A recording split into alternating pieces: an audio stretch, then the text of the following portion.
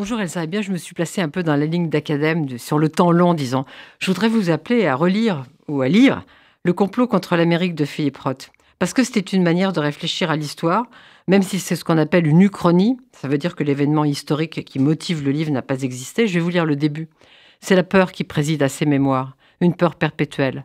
Certes, il n'y a pas d'enfance sans terreur, mais tout de même, aurais-je été aussi craintif si nous n'avions pas eu Lindbergh comme pour président ou si je n'étais pas né dans une famille juive? Donc Roth imagine que le célèbre aviateur Charles Lindbergh aurait gagné l'élection présidentielle américaine en 1940 contre Roosevelt. Un enfant, qui s'appelle dans le livre Philippe Roth, vit ce qui se serait passé aux États-Unis si un candidat d'extrême droite, isolationniste, refusant que les États-Unis participent à la Seconde Guerre mondiale, avait pris le pouvoir.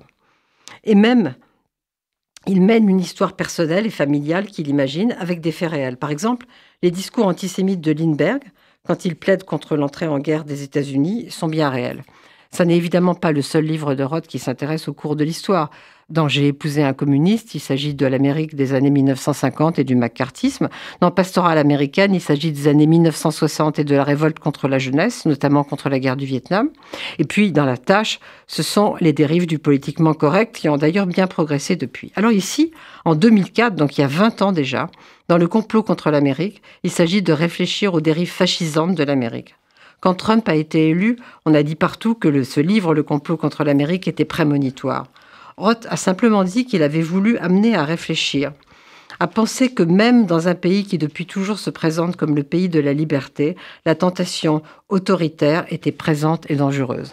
Roth est mort en 2018 après avoir dit que le jour de l'élection de Trump était le jour le plus triste de sa vie.